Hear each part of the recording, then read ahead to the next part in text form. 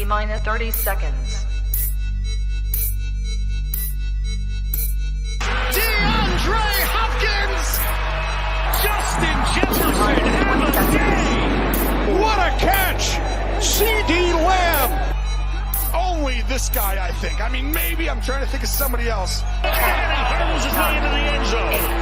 Touchdown. I was scared for the interception by Kenny Moore. 2, 1, 0.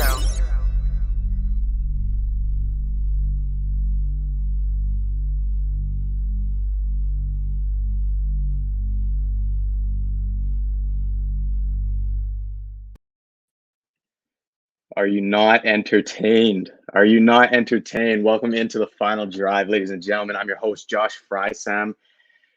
Whew, we got another good one, man. We got another good Sunday night football action. Crazy as always. Those of you that have been watching this show through the first couple of weeks here, you guys know that 12 I'm with the green and gold, man. So watching Sunday night football there, that was something special to watch. We got a great show on tap though. This is going to be another good one.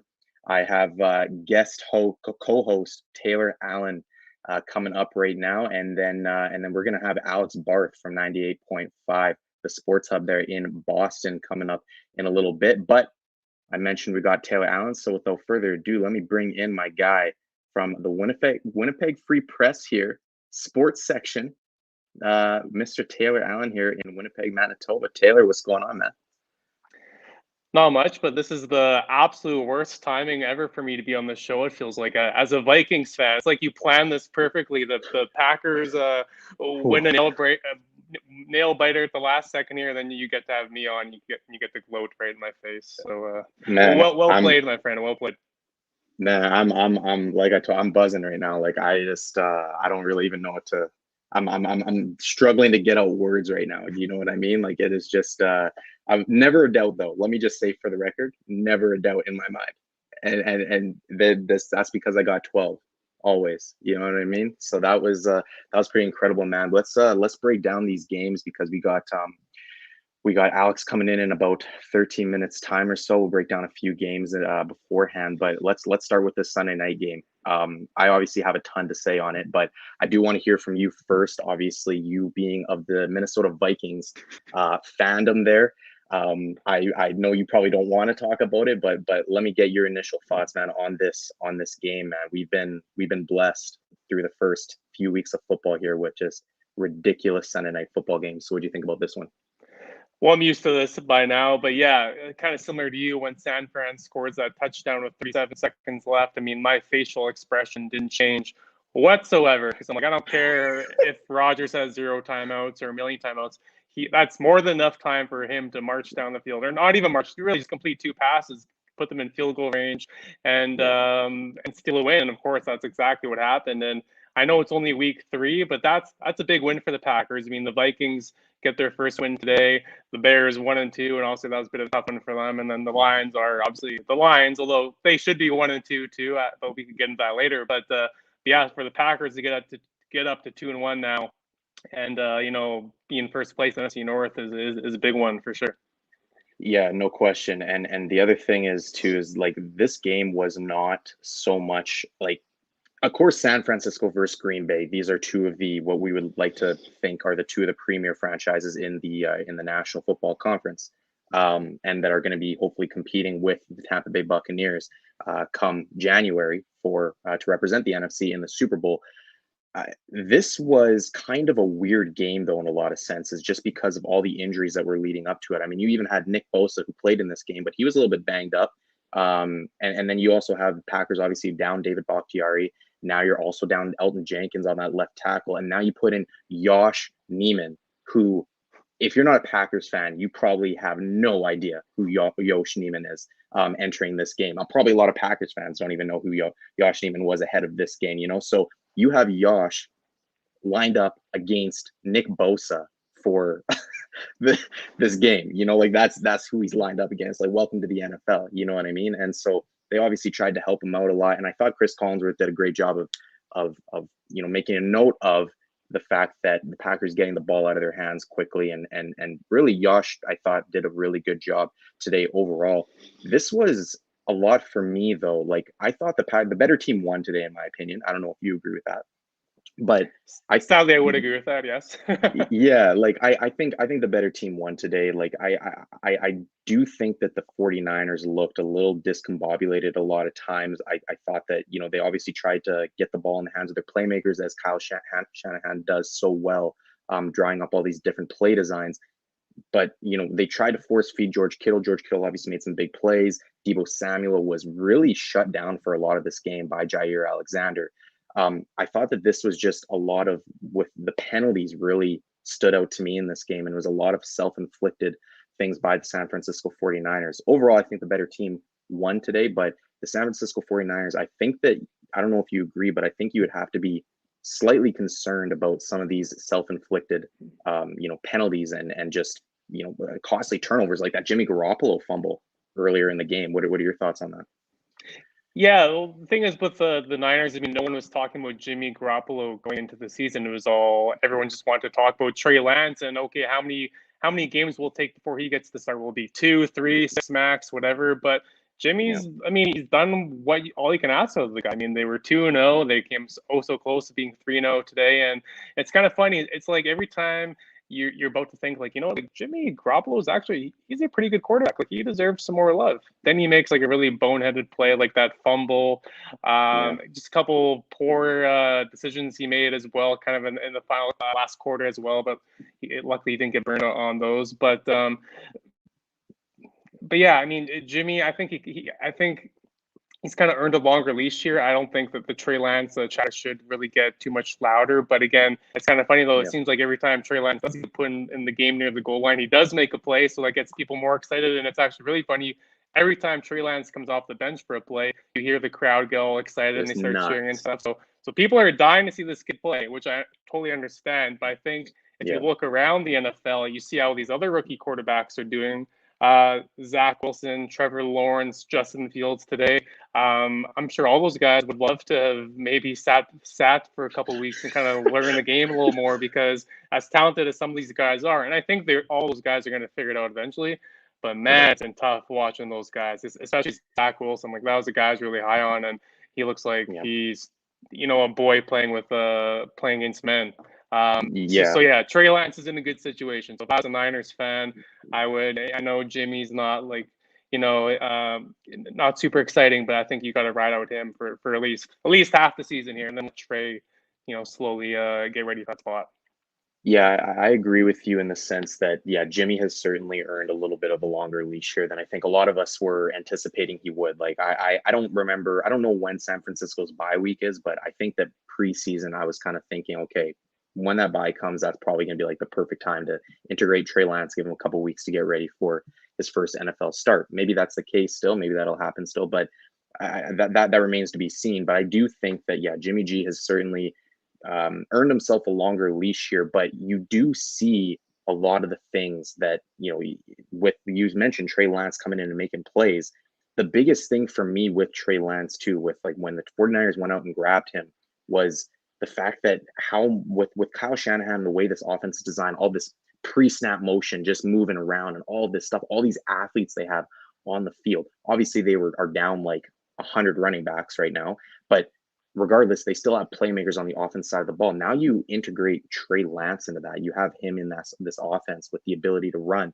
Chris Collinsworth, I think, alluded to it in the broadcast, saying that, Trey Lance, when Jimmy Garoppolo hands the ball off, nobody's thinking that he's going to run the ball, right? But when Trey Lance is in there, even if he doesn't run the ball, you still have to respect the fact that he could possibly run it. So Trey Lance just makes this offense so much more dynamic. I think that it's only a matter of time this season before he gets integrated more and more, because when we have seen him, like you said, he's made plays, man. But I think that's a good enough for Sunday Night Football. Why don't we get on to let's talk about something a little bit more up your alley. Let's go with the Vikings and the Seahawks in this one, man. This was another good game. I thought that the Vikings really, there was a big game. They needed this. They needed this game, and like obviously they look like they were in control for a lot of this game. I know DK had the touchdown earlier on in the game, but The Vikings really look like, even with Dalvin Cook going down with the injury, Alexander Madison stepping in right away, almost seamless. The Vikings look pretty good. What were your thoughts on what your boys did? Yeah, I won't lie. My expectations were pretty low for today. I mean, you find out arguably your best player is not playing, and if they would have lost today, they play the Browns next week, so they're very very easily could be staring 0-4 in the face here. So today really was make or break. But Kirk Cousins, man, like he is so infuriating because one week he looks like a top 10 quarterback, and then the next week you're dying for them to get rid of this guy in any way imaginable. But this season, to be fair, really the Vikings are about 2 plays away from being 3-0, and Kirk Cousins being in the very very very early MVP discussion because he has been lights out. It's not his fault that this team is 1-2 right now. Like, it's the defense, funny enough, because that's what the Vikings have been so good at over the years. But last year and this year so far, not so much. Kirk has been lights out, man. He's been balling. Again, everyone involved, even though they're missing Irv Smith at tight end as well. Tyler Conklin made some nice plays today. Thielen, Jefferson do what they do. And Madison, yeah, funny enough, he started last year a game against Seattle, and he looked awful. But today he was awesome. So this is a big one for Minnesota.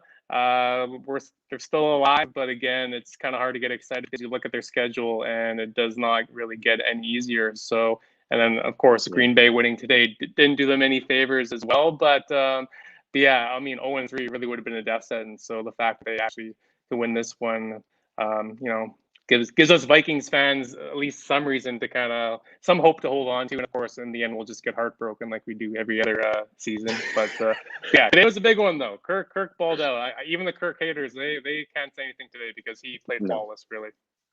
Yeah, and like you said, like when you're going to 0-3, I think I talked about it in last week's show. Just the amount, the percentage. If you go to 0-2, 0-3, especially like the season's looking. That's a tough hill to climb at that point. But you mentioned with the defense with Minnesota here, like Minnesota's a team where I actually haven't watched too much of their football this year.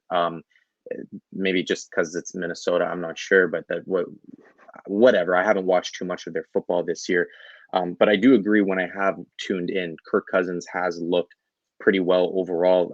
Adam Thielen, like I continuously each and every year, it seems like, well, especially entering this year at least, I just keep expecting this guy to like, okay, he's getting up there in age. He's got to start falling off. Like there's got to be some sort of decline. And just a red zone monster, man. Like he's just vulturing touchdowns, man. Like it is actually incredible. So if you have him in fantasy, like Adam Thielen's been pretty money for you this year, in a year where I think a lot of like he just was kind of quiet this year. I think a lot of the hype was just surrounding Justin Jefferson and obviously Dalvin Cook, but Adam Thielen's just been a quiet, just awesome surprise for you guys. But you did mention the defense, and this kind of goes back to me not watching too much of the Vikings this year, but the defense was a point where I thought obviously the Vikings were going to address in the offseason and then really make some moves and be a lot better this year than they were last year. Especially, you don't really see too many Mike Zimmer defenses go back-to-back years in like bottom of the league in defense, right? In overall defense. Now they bring in Patrick Peterson this year. They make some moves. They're a little bit more healthy, it seems like. I know. What did Anthony Barth play today? No, he's still hurt. Yeah, he's still hurt today. Okay, so I mean, like they're still down Anthony Barr, which is like when he gets back, you have to assume that they're only going to get better there. But I'm still just this defense seems to not fully be going. What are you noticing anything in particular on the defensive side of the ball that's just really plagued you guys over the first 3 weeks so far? Well, yeah, it's interesting because the Vikings poured so much money and resources into fixing their defense because last year was a total disaster. I mean, they had a bunch of injuries. Danielle Hunter, their best player, star defensive end, he was out the whole year with a neck injury, so that alone is massive. Michael Pierce, that was a defensive tackle they signed from Baltimore. He was kind of their prized signing going into 2020, but he opted out because of COVID-19. But he's back this year, and Danielle Hunter's back this year. And like you said, they signed Patrick Peterson, who, yes, is older in age, but I mean, he's one of the top corners to ever play the game. And again, I know he's older, but he still has some left in the tank. He's not elite anymore, but he's still a really good player. They also added Delvin Tomlinson, defensive tackle from the Giants, who not a huge name, but he's a really solid run stuffer. they bring back Sheldon Richardson as well. Another, if you're sensing a theme here, they really put a lot into the defensive line. Yeah. Brought in Xavier Woods, a safety from the Cowboys. Like, they brought in so many guys. So like this year was kind of like, if Zimmer can't figure it out with the defense this year, like there's no excuses for this guy, and he's got to Yeah. go. And again, like this is a league where so many head coaches now are these young guys, offensive geniuses type guys. There's really not too many Mike Zimmers out there in the NFL anymore. So there's lots of people, lots of Vikings fans are getting kind of impatient. So again, if this year they don't kind of turn it around quick, people are going to be calling for his head even louder. But yeah, this game really was a tale of two stories. I mean, the first half, Seattle totally had their way. Like that first drive, the DK Metcalf show, and it was like, oh boy, like okay, I guess this defense still hasn't figured it out. But the second half, I don't think Seattle scored a single point, and then they just let Kirk keep doing his thing, and they ran away with it. The rest was history. So today was a really encouraging game. I know talk about Kirk Cousins before, but this is probably one of the most important games that he's played for the Vikings in his 3 years. Yeah, and if the defense can look like the second half defense that they were today, like I feel pretty confident about them moving forward. But in the first 2 weeks and the first half here, like it hasn't been too impressive. But I mean, yeah, they're still missing Anthony Barr. That's a big piece as well. But they have enough guys: Harrison Smith, Eric Kendricks, again Patrick Pearson, and so many other guys. They brought back Everson Griffin as well. They have so many names now that there really is no excuse to be a bottom half defense. Like they should be a top 12 defense at least. Yeah, no question. And I thought that I thought it was kind of funny at times just seeing Mike Zimmer's name just kind of floating around there as like, oh, is this guy on the hot seat? It's just like I have so much respect for Mike Zimmer. I think that he's just like you said, there's not too many guys like him. Everybody's going offensive and young oriented, more younger in their head coaches nowadays. So like having a guy like Mike Zimmer certainly is an outlier in the league right now. But yeah, I mean, I expected the Vikings to coming into the season. I figured they would slot into like a 7th seed this year, personally. So I guess only time will tell. We'll see how that ends up shaking out. Obviously, I have the NFC West, who looks like they might sneak 3 teams into there, but I guess we will see. But Taylor, we have our guest here, Mr. Alex Barth of the Sports Hub there in Boston, Massachusetts. So let's bring him in and let's talk some Patriots. Alex, what's shaking, man? How you doing? How's it going, guys? Thanks for having me.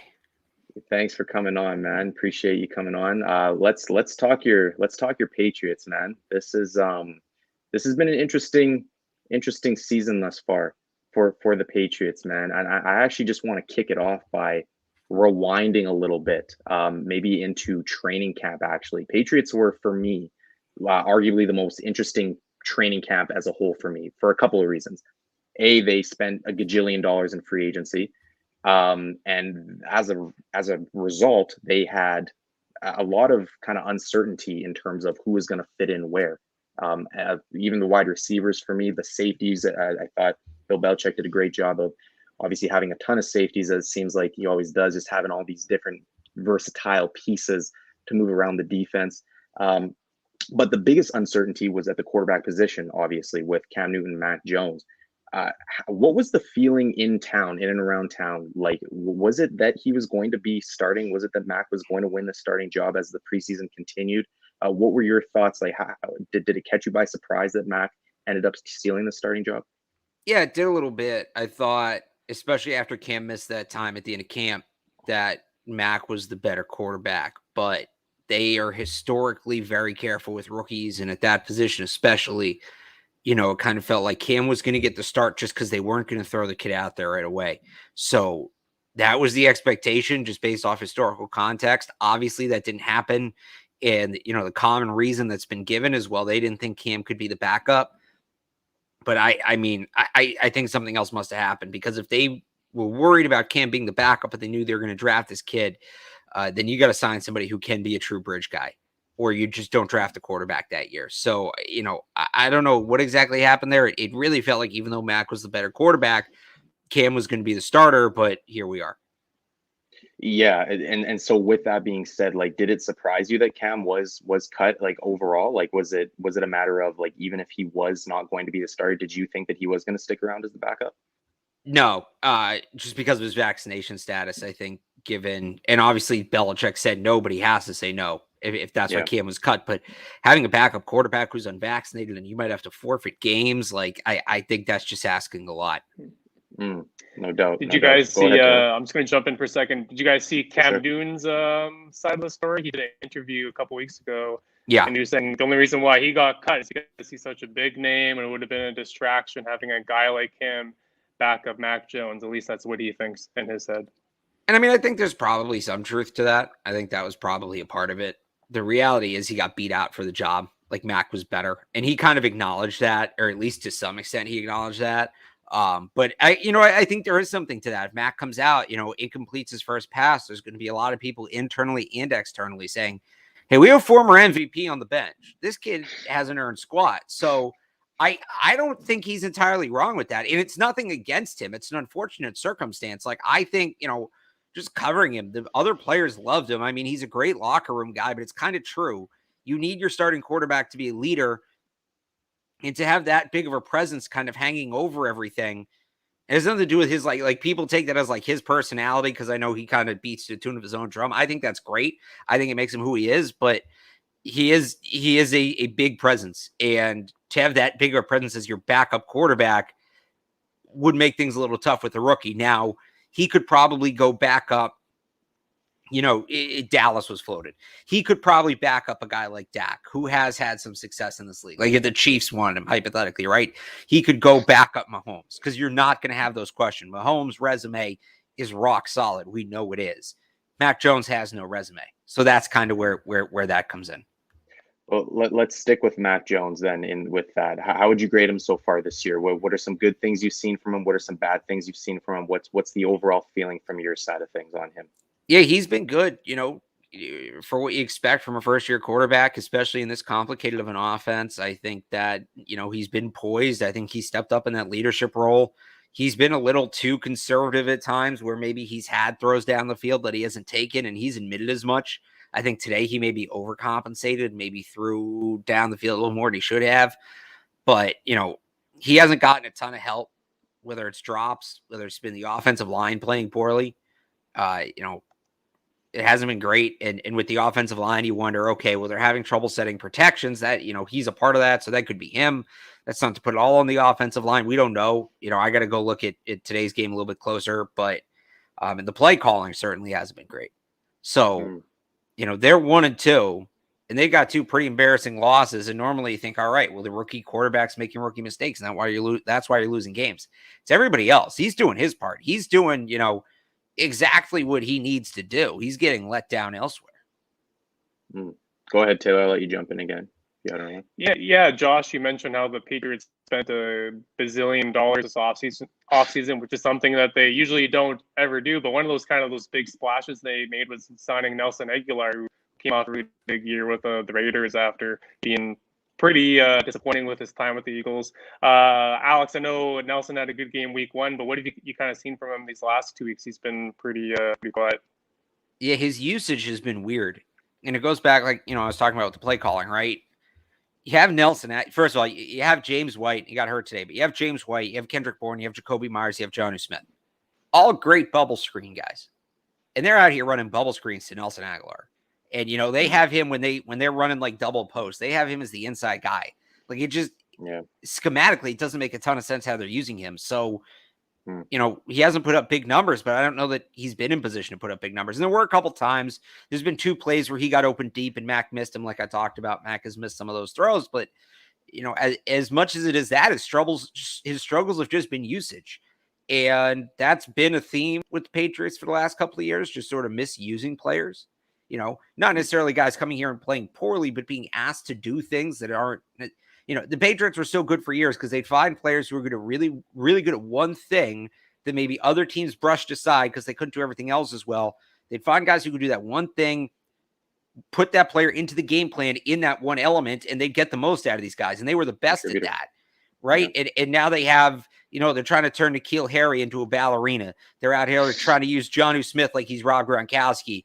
Running bubble screens to Nelson Aguilar, Brandon Bolden in the red zone and a shotgun sweeps. Like it doesn't make sense.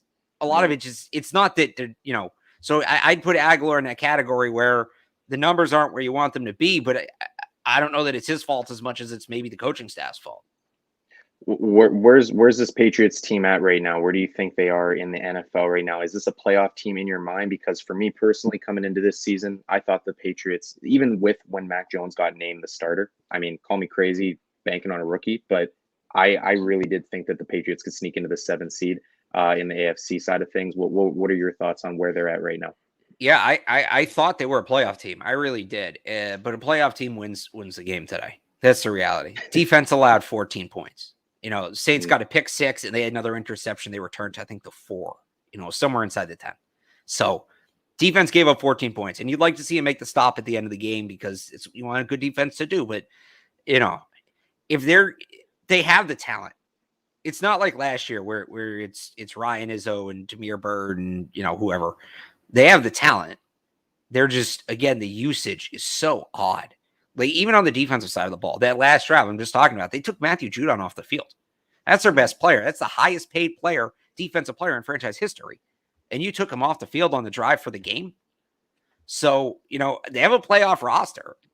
But if the coaching staff is going to continue to make some of the decisions they're making, they're not a playoff team. They're not. You can't go. They are now, I think, they were 2-7 coming in, 3-9, to start in a red zone. They've run, I think, 8 plays inside the 10 all year. Like, you can't do that and make the playoffs. It's just not efficient offense. You can't be running toss crack on 3rd and 1 to the point where you can set your watch to it. So we'll see. I mean, and that's the thing. It's all very fixable. It's just a change in philosophy. So I'm not rolling them out of the playoffs, but they're going to be 1-3 here after they lose to the Bucs, and they have some easier games after that. But it's going to be tough. They've kind of removed any margin for error. No hope going into Sunday Night Football. No. Eh? not if they. And look, I'll say this too: like, losing James White is big. I think that's maybe going under the radar a little bit, and as James White tends to do when he's produced. Like, James White's always been under the radar player. He was their leading receiver through 2 games this year. Not having him is going to hurt, especially after they traded Sony Michel. Not having him is really going to hurt. If he misses time, he's carted off. He gets ruled out right away. I would assume he's going to miss at least a couple weeks, just the way everybody reacted to the injury. But if they get him right back right away, that would be a huge boost. No doubt. Taylor, if you have another one, go ahead. Yeah, Alex, I kind of have a bigger picture question for you. Obviously, Patriots fans were spoiled for a very, very, very, very, very long time. And the team just made it look so easy for so long with Brady and Belichick, of course. But now they're kind of experiencing a different side of things, something that all the other fan bases have had a taste of over the years, but they haven't. So how are people in the area kind of reacting to the Patriots no longer being just a well-oiled machine that just rolls in every Sunday and wins no problem? It's a good question. Yeah, I mean, not well. Like, if we're being honest, not well. I think you have a lot of people are just kind of checking out, which is unfortunate. You got a bunch of people who are now Bucs fans. And I don't know, I guess they just won't be football fans after Brady retires. Like, I don't know. You have people just, livid with the team. They want Belichick fired. Like, people just don't know what they're looking at. They don't know how to comprehend it. And it's kind of, I always thought Patriots fans were pretty educated. I always thought this was a pretty smart fan base. Like, it doesn't look like that right now. And it's kind of, it's a bummer for me, but people are not handling it well at all because it was avoidable. It was avoidable. Brady could still be here. So it's tough. Sure, he could. No question, he could. I got a couple more questions here for you, Alex. Just the first one, you mentioned the usage there. Have you guys asked Bill about that, like the usage, and like because you seem pretty adamant on this, or as if this is something like you mentioned it's been going on. Like, has he answered to that, or has he just done a classic Bill? No answer, move on. Yeah, he's been I don't know if anybody's asked about it this year. He's been asked about it in the past, and it's just, we're going to do what's best for the football team. So I assume if you ask, and somebody will probably ask him tomorrow, he'll probably just give that same answer. They're going to do what's best for the team, and that'll be that. Yeah. And honestly, some of that goes to, most of that goes to coordinators too. And the coordinators have been asked about it. But, it's Josh McDaniels picking I don't know defensively exactly how they do it. They've been very vague about that. They haven't had a true defensive coordinator in 3 years, whether it's Bill, whether it's his son Steve, who's the safeties coach, Gerard Mayo, who's the linebackers coach. They all seem kind of mixed. Offensively, that's Josh McDaniels. And he's been asked about it, and he'll give long-winded answers about, packages or whatever that ultimately don't amount to much. Beat around the bush, but yeah. Yeah, okay, that's fair, man. Taylor, I don't know if you have any other questions for him, but Alex, I have been asking the guests thus far about just to make a I guess as a parting thing on the show, make a bold Yep. prediction for your team and also a prediction or just a matchup prediction for the Super Bowl this year. What do you have? Bold prediction for the Patriots. I do think they finish with a top 5 defense in scoring. I still think that. Today didn't help because, again, is 14 points they allowed. They probably shouldn't have allowed. Well, I guess you could call it like 8 because the Saints missed 2 field goals. So they kind of, a little bit of karma there both ways. But yeah, Patriots should have a top 5 scoring defense. My Super Bowl pick. So when I did it at the beginning of the year, I had Titans Packers. I guess I probably Titans shouldn't. Packers. I really like the Titans, man. And I know that that's kind of a scary pick right now. I actually forget, I'm watching the Patriots. It's kind of hard to keep track of some of the other kids. Okay, they won today. Good. So I'm very all right concerned on about that. the Titans. I'm very concerned. I really like the Titans. I think Derrick Henry's a special player. I think that just, you talk about usage. Everybody in their systems are perfect fit for their system. I think that makes a good team a great team. And I think they're a matchup nightmare for a ton of teams. So I'm probably a little higher on them than I should be, but I think the Bills were due to regress. I think the Chiefs were due to regress. I never totally bought in on Baker and the Browns. So I think you could see a surprise out of the AFC, and that's the Titans. And then, in the NFC, I think the Bucs are, it's just so hard to repeat. Even as talented as that team is, they have their liabilities, the secondary, the coaching staff. It's so hard to go back to back. And I just think Rodgers, in some ways, knows that winning one is a great way to stick it to the Packers, which he wants to do. Because if he wins one and then splits, that's just twisting the knife. So, and he can make, we saw it tonight. Like, if he wants to do something on the football field, he can snap his fingers and make it happen. So, Titans Packers was kind of my pick. Yeah. That's your pick. Okay. Want to know what? You're the first person, because 2 people have come on and they've both said, I had Chiefs Packers, but now after the first week or first 2 weeks, I'm not feeling the Packers anymore. So I'm glad you stuck with the Packers and my boys and 12 right there. Alex, man, appreciate your time. Appreciate you coming on, man. And hope we can have you back on here another time. Yeah, for sure. Thanks for having me, guys. Anytime. Okay, man. Take care. Take care, man. Nice meeting you. You too. Okay, that was awesome, man. That was Alex was awesome. That was a good guest. Man, let's keep going now that we broke down the Packers the Patriots and the Saints there. Let's go on to Chiefs and Chargers and what was probably was I would say the marquee matchup. What would you say, Chiefs Chargers, or would you say Bucks Rams was the marquee matchup this week? Both, maybe 1A, 1B. I was probably more interested in Bucks Rams because I just assumed, which was wrong of me, but I just assumed the Chiefs are going to win today. But Justin Herbert made me look like an idiot, so lesson learned.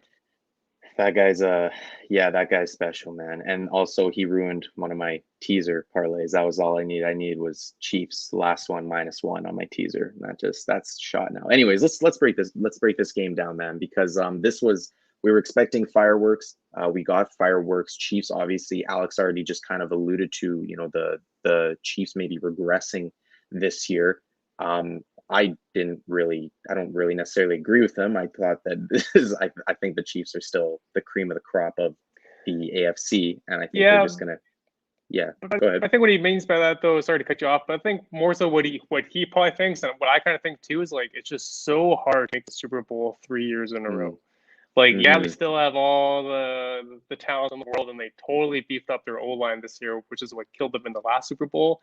But it's like sometimes just the ball is due to bounce the other way, or some crazy, what's bound to happen where, I don't know. I don't have them going to the Super Bowl this year either. That's not a knock on Patrick or anything. It's just like, it's just so hard to make it there 3 years in a row.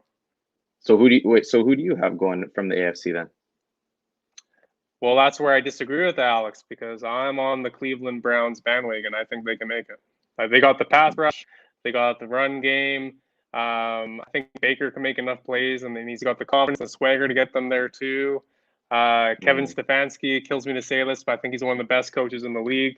He should be the coach of the Vikings today, but whatever. We only groomed him for over a decade. But hey, enjoy Cleveland. You're welcome. I honestly think Cleveland could do it. I know Buffalo's up there too. Some people might throw Baltimore up there, even though today was a little rough for them. But no, I like Cleveland's chances a lot.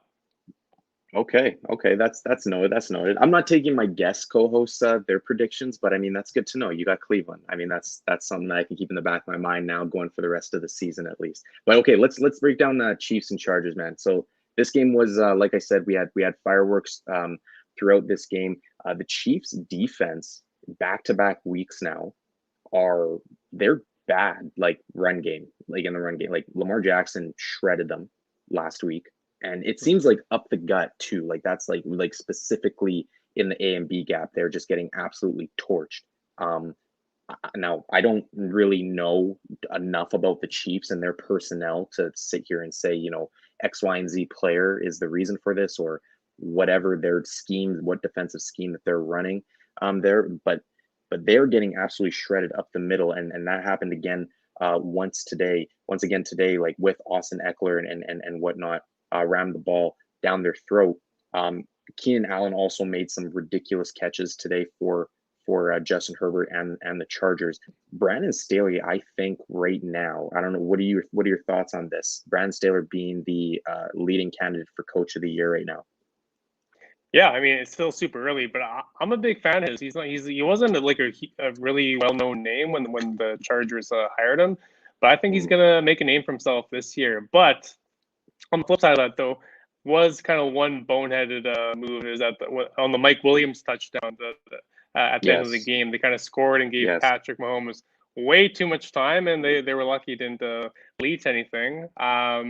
But yeah, that was kind of one thing. It was like, okay, you probably should have just ran out the clock there and punched it in or kicked the field goal or whatever. But so that's probably a lesson learned there. But yeah, for the Chargers and for Herbert, like that's the biggest win of his career. I mean, last year he put up all the numbers and Rookie of the Year and made a huge name for himself, and everyone was clamoring for Tua, that he was going to be the guy on Herbert. He ended up stealing the show, and sadly Burrow got hurt.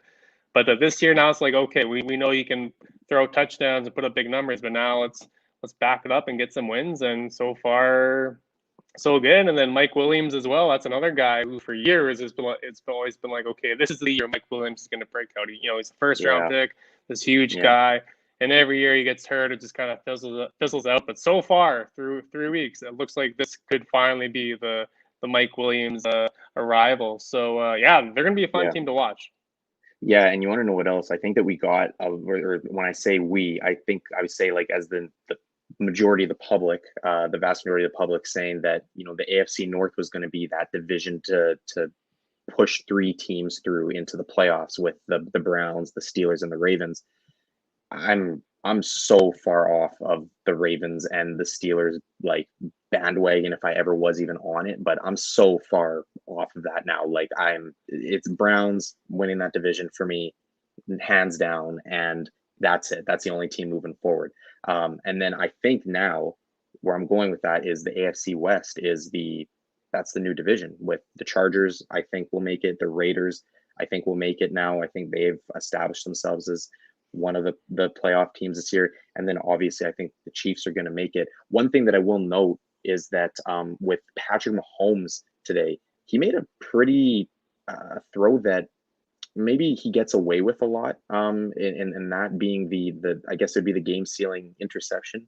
What it was, I don't remember. Out of the pocket on his back foot, just relying on his arm strength. That was kind of like the knock on him in college. That's why he probably wasn't a super high or wasn't a top 5 pick or whatever, is because he was his footwork. That was kind of the thing people kind of criticize him about. And even now, his arm is so stupid good that like he gets away with it all the time. But that was, Josh, that was my exact thought on that throw too. It's like, okay, Patrick, like, you still got to stick to the fundamentals sometimes. And yeah, that was a brutal throw. I mean, we sing this guy's praises like every week, and he's the best thing since sliced bread.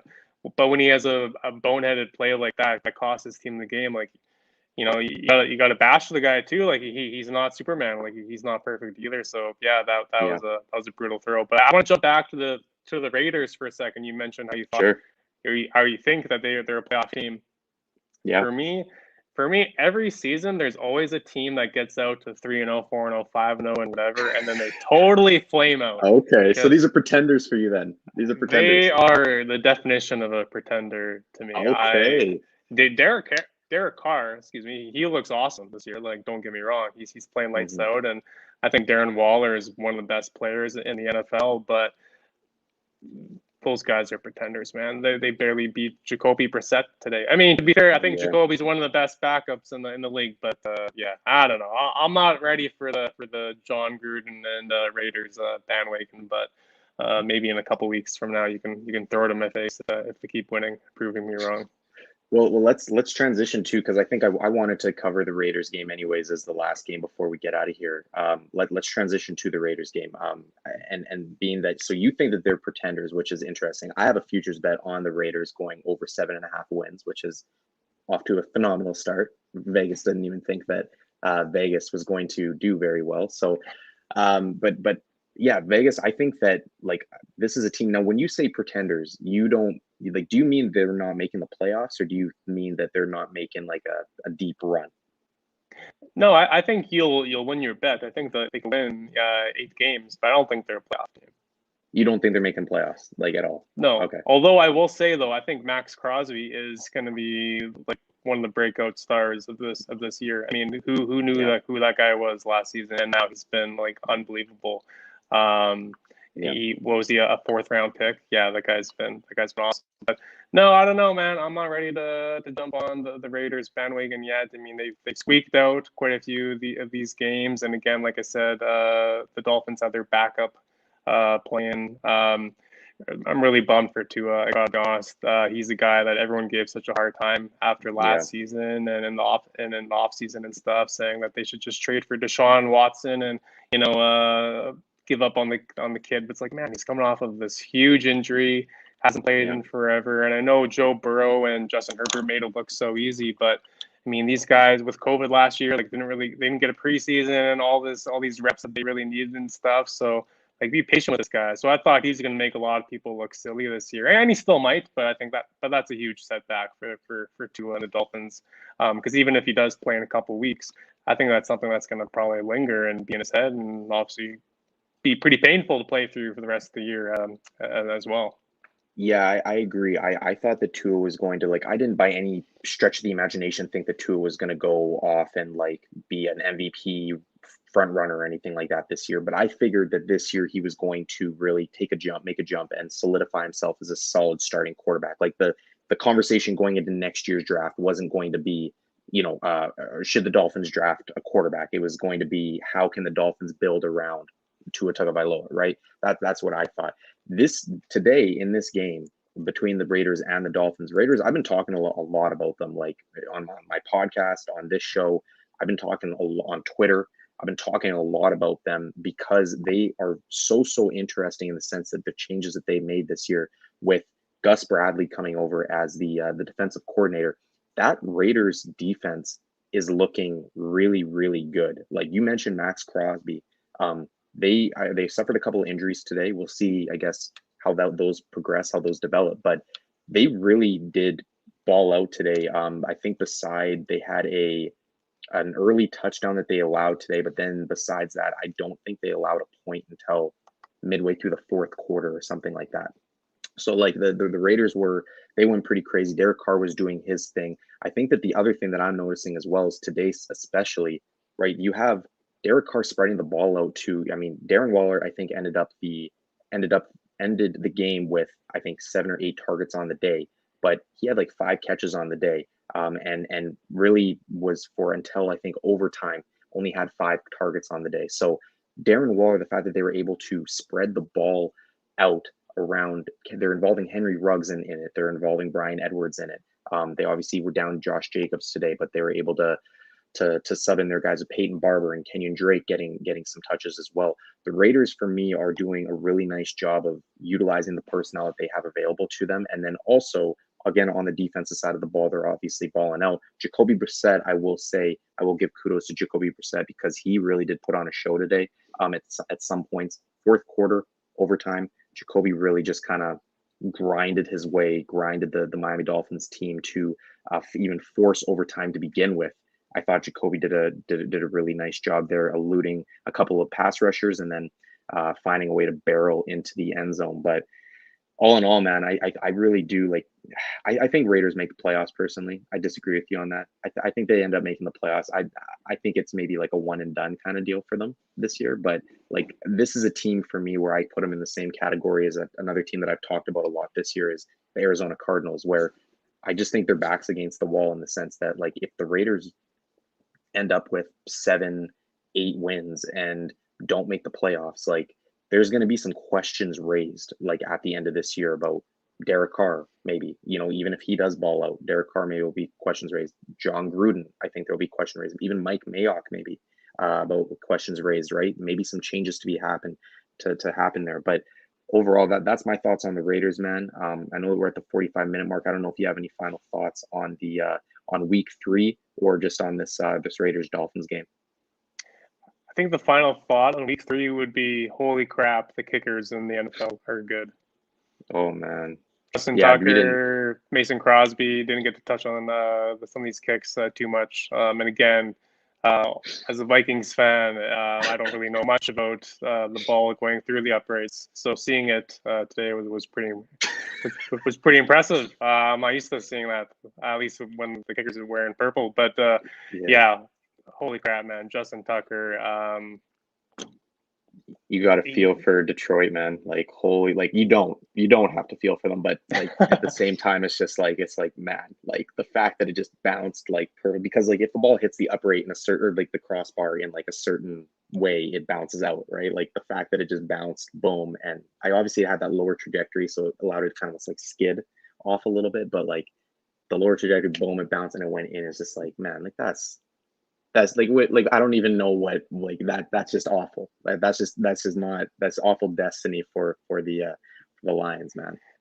But that's the thing, like on paper that makes no sense for a guy to make a game winner from that distance. But then I was like, oh, but they're playing the Lions, so this would be the most Lions way to lose ever. And of course he trolls it. So even though they're our NFC North rival, I mean, you almost feel bad cheering against those guys. They've just had like zero luck, literally, basically since their inception. Basically since Barry Sanders played. So, yeah, feel bad for Detroit. There's some pretty funny videos online of some cell phone videos of how everyone was so excited leading up to the kick, but then it's just like you hear a pin drop after it goes through. And yeah, poor Jared Goff. I'm gonna have to cut that video, man. This since their inception, just bad. That is so bad, man. That's so true, though. Anyways, okay, Taylor, man, I appreciate your time, man. It's getting late, so let's get out of here. I appreciate your time, man, and hopefully we can have you back on later on in the season as another guest co-host, and we'll bring in other guests and whatnot. I think I got a couple of Vikings guys coming in this year, so I'll make sure I have you on for those guys. Sounds good, man. I always appreciate chatting football with you, and yeah, thanks for having me on. Looking forward to the next time for sure. Awesome, man. Appreciate everybody tuning into the final drive for week 3 here. We'll see you guys next week. New guests, co-hosts, and new guests. Thanks again, Taylor. You bet. Anytime.